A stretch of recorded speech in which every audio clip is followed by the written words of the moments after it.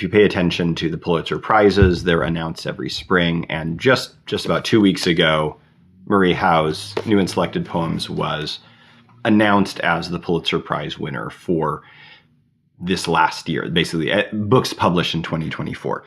I was not familiar with Marie Howe before I read this, and reading through it gave me a respect for her and a care for her. And I want to share with you some of the things that I really liked about this book, and maybe it's your speed as well. So I should start off by saying Marie Howe is pretty different than a lot of the poets that we talk about on this channel. I don't naturally gravitate toward poets who are very free verse in their form. I really like formal poets. We'll do a review a little later of Wendy Cope, who is one of my favorite formalist poets writing right now. That's not Marie Howe. Marie Howe is engaged in the tradition, and yet she is not a formalist. That's okay, and some people really like formal poetry. Some people, they don't like it so much.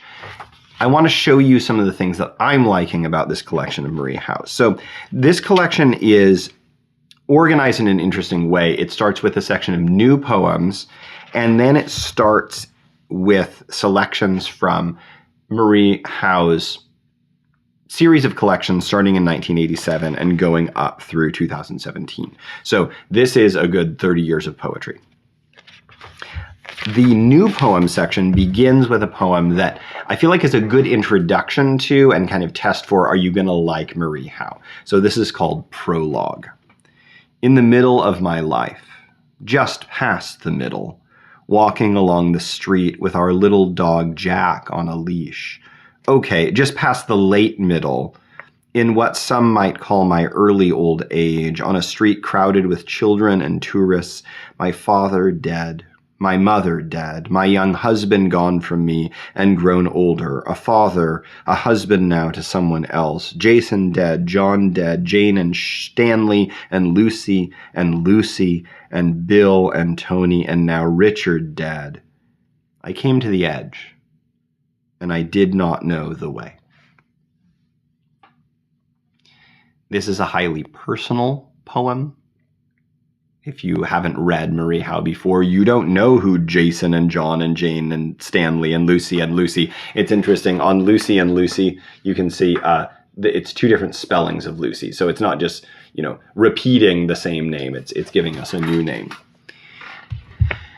Also, there's a little bit of a hesitancy and self-revision in the language, not just personal, kind of rattling off names that were we don't know who those are. Oh, poet speaker, but I guess we'll go along with you. We have the in the middle of my life, just past the middle, walking along the street with our little dog Jack on a leash. Okay, just past the late middle. It's sort of this, I need to admit to you that I didn't quite give you all the information, or I want to kind of revise what I'm saying. It has a tone that can feel very casual, and yet if you've written free verse poetry, you realize that this is a highly stylized and crafted approach. It's simulating kind of a rambling, talking, self-correcting, and yet it's highly intentional, let us say, in how it's formatted.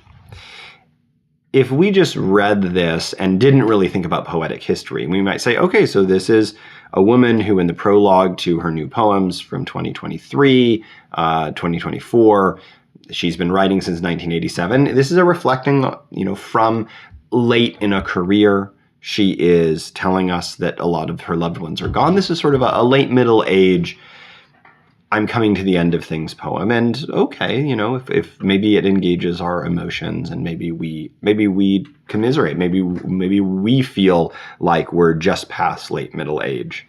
Maybe we're young and it helps us understand, what must someone who's at that age and facing these griefs and tragedies feel like. And if that's all the poem does, it can be, kind of connecting us to another human being. But more is going on in this poem. And if we think about poetic tradition, we'll start seeing, Marie Howe is engaging us with Dante. In the middle of my life is a kind of gloss on Dante's opening line of the Divine Comedy. Midway upon the journey of our life, I woke to find myself in a dark wood where the right way was wholly lost and gone. And if you look at the first line, in the middle of my life, just past the middle, and then the last line of this poem, and I did not know the way, you realize, oh, she's just recreated for us the opening 3 lines of Dante, of the Divine Comedy. And she is seeing herself as a Dantean pilgrim.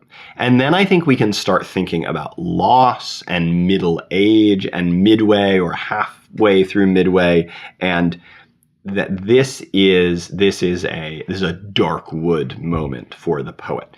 And even though it seems like she's being colloquial and straightforward and even maybe like overly personal about, a later middle-aged person living in the 2020s and dealing with the things she's dealing with, she is connecting to this shared poetic tradition that goes back 700 years and more. I like it. It's a poem that rewards thinking about more and more. There's a lot of poetry in this collection, and I think if you read through the new poems, you're going to get a lot of small gems. So this is another poem from the new poem section called The Willows. As we are made by what moves us, willows pull the water up into their farthest reach, which curves again down, divining where their life begins. So under travels up and up again, and the wind makes music of what water was. So this poem is just 6 lines. It's 3 couplets. You notice she puts a lot of space in between the lines that are even within a stanza. It's a stylistic choice that I find interesting and actually doesn't exist in the later poems. You see that there's not as much space between the lines. So there's sort of a widening out and a breathing. She lets her poems breathe, we might say, as she gets older. Maybe she trusts the blank space a little bit more and more as she ages into a mature confidence as a poet. I'm not sure. I'm kind of guessing here. But I want to talk about this Willows poem a little bit more. As we are made by what moves us. I like the little puzzle of grammar. It makes sense grammatically, but it's asking us, whoa, okay, stop. As we are made by what moves us. Okay, so how are we made? Well, we're made by the things that move us. Okay. Willows pull the water up into their farthest reach. Okay, so that as it's giving us a simile. This isn't about us and what moves us. This is about the willow, or at least at the literal level, it's about the willow, which curves again down, divining where their life begins. So willows pull water up to their furthest reaches and then down to where their life begins. So under travels up and down again. And the wind makes music of what water was. Oh man, that's gorgeous. It is music itself. This is where the metrical structures, even though she's not using traditional forms, she's not writing in iambic pentameter, she's not writing, in rhyming couplets, she is harnessing in her best moments in this book the metrical possibilities of poetry. And the wind, that's unstressed, unstressed, stress, that's an anapestic foot, makes music. So makes music. The makes and music or makes and muse are kind of both stressed. And the wind makes music of what water was. That what water was, what and what are stressed, and then you have an unstressed and then was again stressed. So it's not exactly a regular rhythm or a regular meter, but you can hear a pleasing rhythm in it. And the wind makes music of what water was. And that also that wah, wah, wah. You almost hear like a glugging of water or a lapping of water there. It's lovely, and it's an indication of a great ear and a great ability to cause us to slow down and think through a relatively short poem. So we could stop right there and say, this is an interesting book if you want to read it, if these poems kind of draw you out, this sort of personal chronicle of middle age and grief, but also this thinking about how we're related to nature and playing with these sounds and images. If that strikes you as awesome, check out this book.